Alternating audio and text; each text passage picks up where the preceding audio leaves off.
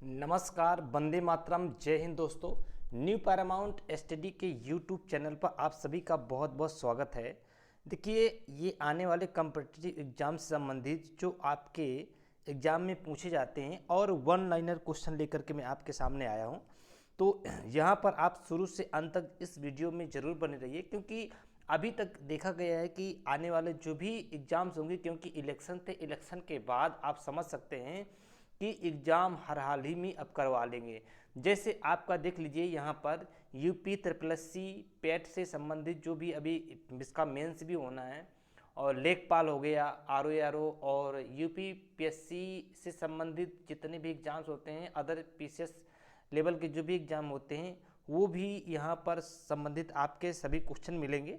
और जैसे आपके टेट, सुपर टेट और पुलिस SI वगैरह इस तरह के जितने भी एग्जाम से संबंधित होगा, सभी महत्वपूर्ण ये सीरीज है, तो आप इस सीरीज से शुरू से अंत तक जरूर बने रहिएगा।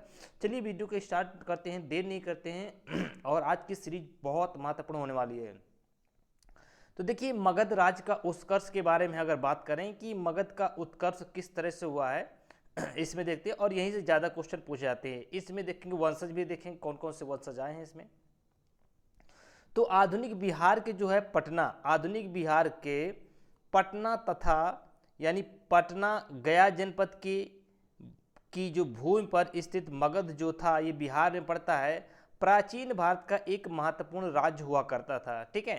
तो उस समय मगध का जो प्रथम यानी राजवंश हुआ था, हर्यक वंश आया था, हर्यक वंश वो आया। और इसके बाद देखते हैं इस वंश का जो संस्थापक बना, इस वंश का संस्थापक बना कौन सा? बिंबिसार था। कौन सा?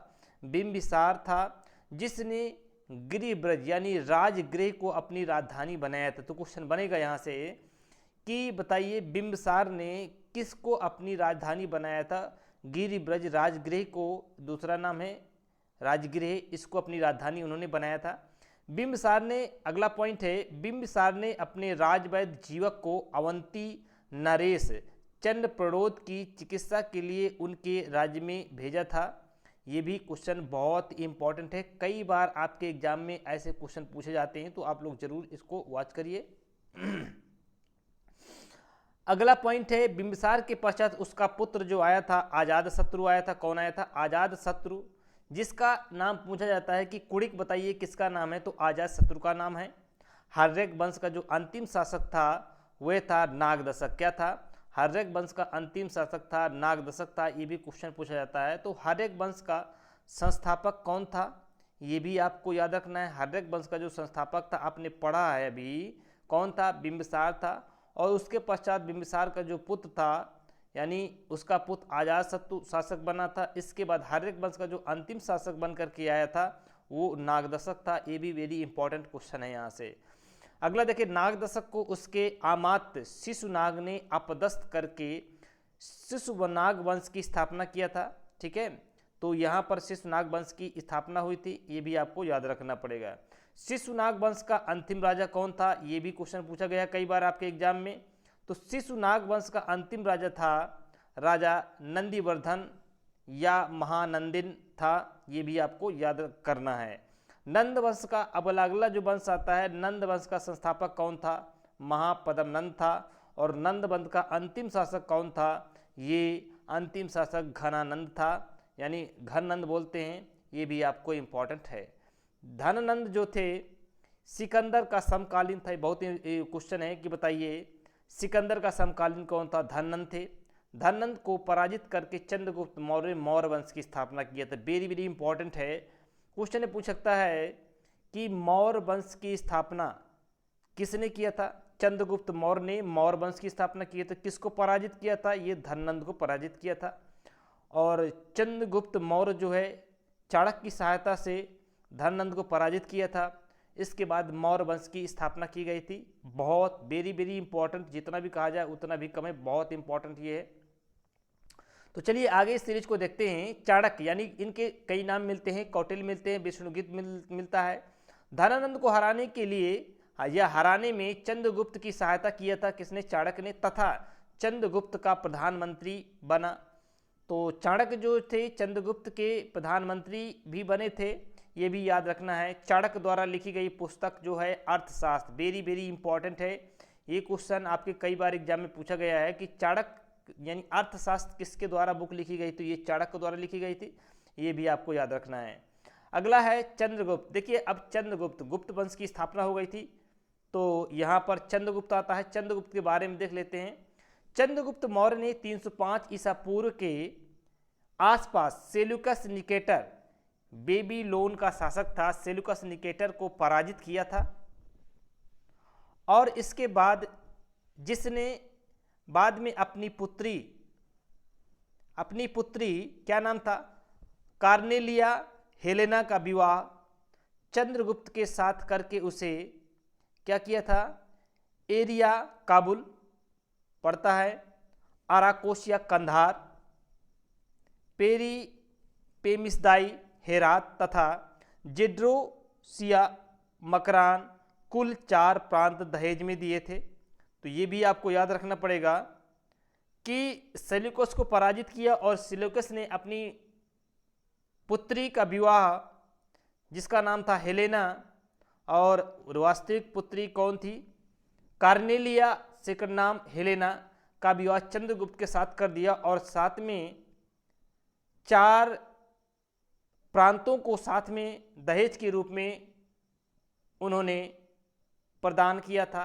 ये भी आपको याद रखना है। आगे देखते हैं इसमें जो क्वेश्चन बनते हैं, बार बार एग्जाम में ट्रेंड करते हैं, तो ये भी क्वेश्चन देखते हैं। चंद्रगुप्त मौर्य एवं सेल्यूकस के मध्य युद्ध का वर्णन किस में मिलता है, एपियानस में मिलता है, एपियानस में मिलता है। और सेल्यूकस का राजदूत जो था मैगस्थनीज, ये कहाँ आया था, सेल्यूकस का राजदूत मैगनीस चंद्रगुप्त के दरबार में आया था। अगला क्वेश्चन है, वेरी इंपॉर्टेंट है। मैगनीस द्वारा लिखी पुस्तक का नाम इंडिका था, ये भी आपको याद रखना है। चंद्रगुप्त जैन धर्मावलंबी था तथा जैन गुरु भद्रबाहु को अपना गुरु बनाया था, अर्थात कह सकते हैं कि इनका शिष्य बना था चंद्रगुप्त। जैन धर्म को अपनाया था इन्होंने, और इन्होंने भद्रबाहु के शिष्य के रूप में भी स्वीकार किया अपने को। चंद्रगुप्त मौर्य की मृत्यु जो हुई थी 297 ईसा पूर्व में कर्नाटक के श्रवणबेलगोला में उपवास पद्धति के द्वारा हुई थी, उपवास करने के दौरान हुई थी। और उपवास पद्धति को वहाँ पर कर्नाटक में बोला जाता है सल्लेखना। क्या बोला जाता है, सल्लेखना। तो ये भी आपको याद रखना है। नोट, देखिए इंपॉर्टेंट पॉइंट ये है, जस्टिन ने चंद्रगुप्त मौर्य की सेना को डाकुओं की सेना कहा है। क्वेश्चन पूछ सकता है कि चंद्रगुप्त मौर्य की सेना को डाकुओं की सेना किसने कहा है, तो याद रखिएगा ये पॉइंट जस्टिन ने कहा है। किसने कहा है, ये कथन है, स्टेटमेंट है, ये भी आपको याद रखना पड़ेगा। अब आगे आते हैं बिंदुसार। चंद्रगुप्त का पुत्र जो बिंदुसार था 297 ईसा पूर्व में मगध की गद्दी पर बैठा था। तो चंद्रगुप्त आए, इसके बाद बिंदुसार आए। बिंदुसार की माता का क्या नाम था, ये दुर्धरा नाम था इनका। बिंदुसार को अमित्रघात यानी शत्रु विनाशक एवं सिंहसेन के नाम से भी इनको जाना जाता है। अमित्रघात एवं सिंहसेन के नाम से बिंदुसार को कहा जाता है और चंद्रगुप्त मौर्य का ये पुत्र था। अब आते हैं अशोक महान। इनके बारे में अगर आपने देखा होगा कि बहुत ज़्यादा चर्चाएं होती हैं। अशोक महान के बारे में देखते हैं। अशोक बिंदुसार के बाद उसका पुत्र अशोक, यानी बिंदुसार का पुत्र था, कौन था, अशोक, मगध की राजगद्दी पर बैठा था। अशोक का राजाभिषेक हुआ था 269 ईसा पूर्व में हुआ था। राजा बनने से पहले अशोक अवंती का उपराजा या वायसराय था। तो राजा बनने से पहले अशोक अवंती, उज्जैनी बोलते हैं, वहाँ का ये क्या था, राजा था। ये भी आपको याद रखना पड़ेगा। अशोक की माता का क्या नाम था, सुभद्रांगी। सुभद्रांगी था अशोक की माता का नाम। पुराणों में अशोक को अशोक वर्धन कहा गया है, ये वेरी इंपॉर्टेंट है। तो पुराणों में अशोक का नाम क्या कहा गया है, अशोक वर्धन कहा गया है। मास्की, गुर्जरा, नेतुर, उदयगोलम अभिलेख में उनका नाम अशोक मिलता है। तो ये जो 4 अभिलेख मिले हैं, यहाँ से अशोक का नाम क्या मिलता है, या अशोक ही मिलता है। मास्की, गुर्जरा, नेतुर एवं उदय गोलम में इनका नाम अशोक ही मिलता है। अभिलेखों में अशोक को देवानाम प्रिय तथा देवानाम प्रियदर्शी उपाधि से संबोधित किया गया है। तो अभिलेखों में अशोक को क्या कहा गया है? देवानाम प्रिय के नाम से भी जाना गया है। राज्याभिषेक के 8 वर्ष बाद 261 ईसा पूर्व में अशोक ने कलिंग पर युद्ध किया था। अशोक को उपगुप्त ने बौद्ध धर्म में दीक्षित किया था। तो अशोक को जो है उपगुप्त ने किसमें? बौद्ध धर्म में इनको दीक्षा प्रदान की थी। ये भी इंपॉर्टेंट पॉइंट है। अशोक ने आजीवक संप्रदाय के अनुयायियों को रहने के लिए बराबर की पहाड़ियों में 4 गुफाएं बनवाई थी, जिनका नाम लोमस ऋषि, कर्णचोपार, सुदामा तथा विश्व झोपड़ी था। तो अशोक ने आजीवक संप्रदाय के अनुयायियों के लिए रहने के लिए बराबर की पहाड़ियों में 4 जो गुफाएं बनाई थी, जिनका नाम था लोमस ऋषि, कर्णचोपार, सुदामा और विश्व झोपड़ी। तो इस तरह से भी आपको यहाँ पर याद रखना है। देखिएगा यहाँ पर और भी कई ऐसी चीज़ें हैं जो कि यहाँ पर हम देख सकते हैं, और इनके कई ऐसे क्षेत्र भी मिलते हैं। अशोक द्वारा धर्म के प्रचार के लिए भेजे गए प्रचारक कौन कौन से थे? क्वेश्चन पूछा गया है। प्रचारक, धर्म प्रचारक के नाम है और यहाँ पर देखना है। पहला नाम दिया है सोना एवं उत्तरा। ये किस क्षेत्र में गए थे? सुवर्णभूमि यानी बर्मा में पड़ता है। महेंद्र एवं संघमित्रा श्रीलंका गए थे। ये कई बार क्वेश्चन इंपॉर्टेंट है, कई बार क्वेश्चन में पूछा गया है कि अशोक ने महेंद्र एवं संघमित्रा, पुत्र एवं पुत्री थी इनकी, श्रीलंका भेजा था। अगला है मज्जातिक को इन्होंने कश्मीर और गंधार में भेजा था, और महारक्षित को इन्होंने यवन राज्य में भेजा था। तो अगला पॉइंट देखें अशोक के बारे में। अशोक के अभिलेखों को 3 भागों में बांटा गया है। यहाँ देखते हैं शिलालेख, स्तंभलेख और गुहालेख। तो 3 जो है अशोक के अभिलेखों को बांटा गया है 3 भागों में, ये भी आपको याद रखना है। अशोक के शिलालेख की खोज 1750 ईस्वी में टेफेंतलर ने की थी। किसने? अशोक के शिलालेखों की खोज ये टेफेंतलर ने किया था। कौशाम्बी अभिलेख को रानी का अभिलेख कहा जाता है। वेरी वेरी इंपॉर्टेंट है, ये यहाँ याद रखिएगा। तो कौशाम्बी अभिलेख को रानी का अभिलेख कहा जाता है। अगला पॉइंट है रुमिनदेई स्तंभलेख सबसे छोटा था। ये भी इंपॉर्टेंट है कि बताइए सबसे छोटा अभिलेख कौन था? तो रुमिनदेई जो अभिलेख है सबसे अशोक का छोटा अभिलेख माना गया है इसको।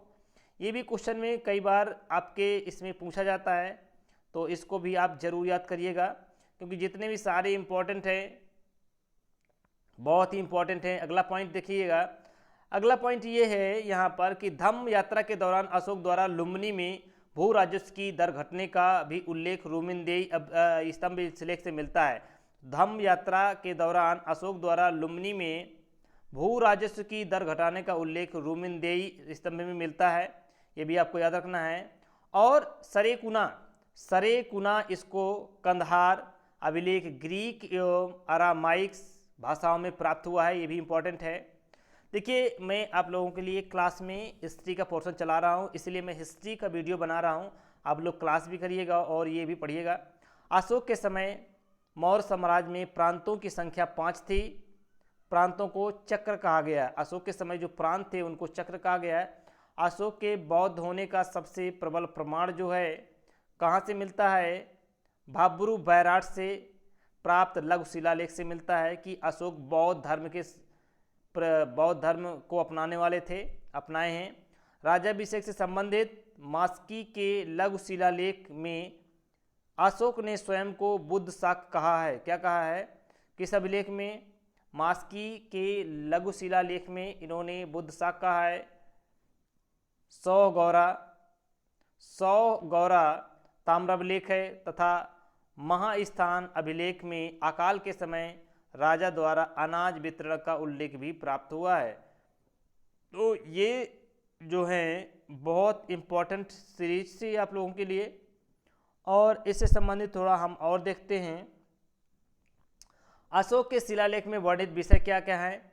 वेरी वेरी इंपॉर्टेंट है। यहाँ से एक क्वेश्चन हर एग्जाम में हिस्ट्री से क्वेश्चन अगर पूछा जाता है तो जरूर आता है। पहला शिलालेख कौन सा था ये भी देखना है, और इसका विषय क्या था। बहुत महत्वपूर्ण सीरीज है, आप लोग इसको ज़रूर पढ़ने के बाद लाइक शेयर जरूर करिएगा। और देखिए कि पहला शिलालेख इनका है, ये मिला है पशुबल की निंदा, ये है। दूसरा पहला शिलालेख, पहला पृथक शिलालेख है, सभी मनुष्य मेरी संतान है, इसमें ये कहा गया है। दूसरा शिलालेख में ये बताया गया है, क्या बताया गया है, मनुष्य एवं पशु दोनों ही चिकित्सा व्यवस्था तथा सीमाओं राज्यों जैसे चोल, पांड, सत्यपुत्र, केरल पुत्र एवं सीलोन का उल्लेख भी यहाँ पर मिलता है। तीसरे अभिलेख में ये कहा गया है कि राज्य की अधिकारियों युक्त रज्जुक एवं प्रादेशिक को हर 5वें वर्ष के दौरान पर जाना आदेश दिया गया है।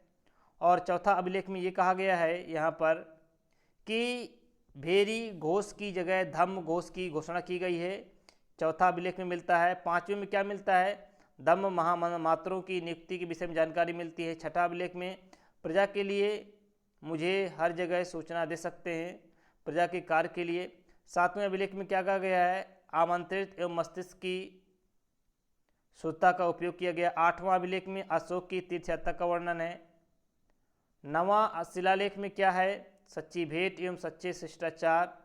और 10वां शिलालेख में धम्म के पालन का उपदेश दिया गया है। 11वां अभिलेख में ये बताया गया है धम्म की व्याख्या। 12वां अभिलेख में धार्मिक सहिष्णुता की नीति का उल्लेख। 13वां अभिलेख में कलिंग युद्ध, पड़ोसी राजाओं का वर्णन एवं आटविक राज्यों का वर्णन किया गया है। तो आपका 13वां अभिलेख जो है बहुत इंपॉर्टेंट है, आप इसको जरूर पढ़ लीजिएगा। तो ये चीज़ें मिलती हैं। और देखते हैं यहाँ पर प्रांत और राजधानियाँ क्या हैं, यहाँ पर ये भी बताई गई हैं।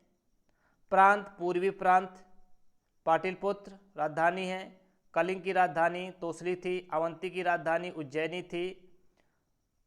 उदीच्य या उत्तरापथ की राजधानी तक्षशिला थी। दक्षिणापथ की राजधानी सुवर्णगिर थी। ये भी आपको याद रखना है। तो देखिए यहाँ से जितने भी आपके इसमें एग्जाम में पूछे जाने वाले क्वेश्चन होते हैं सभी यहाँ पर आपके लिए बताए जाते हैं। तो आप लोग इन चीज़ों को बहुत ध्यान से पढ़िएगा और देखिएगा कि जो आपके एग्जाम में मैक्सिमम क्वेश्चन यहाँ से बनता है, ये भी आपको याद रखना पड़ेगा। मैगस सीरीज के अनुसार नगर का प्रशासन 6 समितियों में विभाजित था। प्रत्येक समिति में 5 सदस्य होते थे। 6 में विभाजित था। प्रत्येक समिति जो बनी थी 5 मेंबर होते थे। एग्रोनोमोई मार्ग निर्माण अधिकारी होता था। अर्थशास्त्र में गुप्तचर को गूढ़ पुरुष कहा गया है। भ्रमणशील गुप्तचरों को संचरा तथा एक जगह रहने वाले गुप्तचरों को संस्था कहा गया है। न्यायालय के प्रकार 2 प्रकार के होते हैं, धर्म स्थिर दीवानी जिसको बोलते हैं, दूसरा है कंटक शोधन जिसको फौजदारी बोलते हैं। ये भी यहाँ पर आपको देखने के लिए मिल सकता है। चलिए, सरकारी भूमि को यहाँ पर क्या कहा गया है, सीता कहा गया है। अगला पॉइंट है बिना वर्षा के उपजाऊ भूमि को अदेव मात्रक कहलाती है। अगला पॉइंट है राजकीय भूमि की व्यवस्था करने वाले प्रधान अधिकारी को सीताध्यक्ष कहा गया है। सीता सरकारी भूमि, राजकीय भूमि की व्यवस्था करने वाले प्रधान अधिकारी को सीताध्यक्ष कहा गया है। अब अगला पॉइंट ये है, आप देख सकते हैं राज्यों युक्त प्रादेशिक धम्म महामात्र साध्यक्ष और ब्रजभूमिक मौर्य काल के प्रमुख प्रशासनिक पदाधिकारी होते थे। शासन की सुविधा के लिए केंद्रीय प्रशासन अनेक विभागों में बटा हुआ था, जिसमें तीर्थ, जिसे हम तीर्थ कहा जाता है या कहा जाता था। अर्थशास्त्र में 18 तीर्थ तथा 26 अध्यक्षों का उल्लेख मिलता है। मैगनीच ने भारतीय समाज को 7 वर्गों में बांटा है, सैनिक, निरीक्षक, दार्शनिक, आहिर, किसान, कारीगर एवं सभासद। तो इस तरह से इन्होंने कई चीज़ों का उल्लेख किया है। अर्थशास्त्र में वर्णित प्रमुख तीर्थ तथा उनके अध्यक्ष कौन थे। तीर्थ कौन कौन से थे, पुरोहित और धर्म एवं दान विभाग का प्रधान होता था। युवराज क्या होता था, राजपुत्र होता था। सेनापति सैन्य विभाग के प्रधान होते थे। समाहर्ता कौन थे, आर्य का संग्रहकर्ता। सन्निधाता राजकीय कोष का अध्यक्ष कहते थे इनको। लक्षणा अध्यक्ष क्या होता था, ये खानों का अध्यक्ष होता था। प्रदेष्टा क्या होती है, फौजदारी न्यायालय का न्यायाधीश। पांड्याध्यक्ष वाणिज्य विभाग का अध्यक्ष। सीता अध्यक्ष क्या होता है, राजकीय कृषि विभाग का अध्यक्ष। व्यवहारिक क्या होता है, धर्मस्थली न्यायालय का न्यायाधीश। कर्मांतिक क्या होता था? उद्योग एवं कारखानों का अध्यक्ष। दंडपाल क्या होता? पुलिस अधीक्षक। विविधता अध्यक्ष चारागाह प्रमुख होता। अंतपाल जो सीमावर्ती दुर्गों का रक्षक। सोनाध्यक्ष बूचड़खाने का प्रमुख होता था। गणिकाध्यक्ष क्या होता था? वैश्याओं का प्रमुख। तो इस तरह से आपने देख लिया कि यहाँ पर बहुत ऐसे हैं। मौर्य वंश जो चल रहा था उसका अंतिम शासक बृहद्रथ था, ये भी आपको याद रखना है, बृहद्रथ था। बृहद्रथ की हत्या उसके सेनापति पुष्यमित्र शुंग के द्वारा 184 ईसा पूर्व में करके शुंग वंश की स्थापना किया था। मौर्य वंश का अंतिम शासक बृहद्रथ था। बृहद्रथ की हत्या करके उसका सेनापति पुष्यमित्र शुंग जो था, शुंग वंश की स्थापना किया था। तो ये भी आपको यहाँ पर पता होना चाहिए। देखिएगा, अभी हमने इसके बारे में पढ़ा। अब आगे जो होगा शुंग वंश होगा, इसके बारे में हम आगे चल के पढ़ेंगे। भारत में विदेशी आक्रमणकारी कौन कौन से आए थे इनके बारे में। कर्ण वंश, सातवाहन वंश, ये सभी जितने भी वंशज आएंगे सभी पढ़ेंगे। कुषाण वंश, जितने भी वंशज आएंगे वो सभी हम नेक्स्ट वीडियो में अध्ययन करेंगे। और इसके बाद जो वंशज आएगा गुप्त साम्राज्य आएगा, इसको भी बारे में हम पढ़ेंगे। तो इस वीडियो को हम यहीं तक विराम देते हैं। अगले वीडियो में जो भी होगा उसके बारे में हम विस्तृत अध्ययन करेंगे और आने वाले एग्ज़ाम के लिए बढ़िया से बढ़िया अपनी तैयारी को मजबूत करेंगे यहाँ पर, ताकि सभी लोग इसका बेनिफिट ले सकें और अच्छे से अच्छे जीएस पोर्शन में अच्छे मार्क्स ला सकें। तो इसमें न्यू परमानेंट स्टडी के चैनल पर आप देख सकते हैं प्लेलिस्ट में मैथ रीजनिंग का भी कंप्लीट वीडियो पड़े हुए हैं, और भी प्रयास करूंगा कि सारे वीडियो पढ़ जाएं इसमें।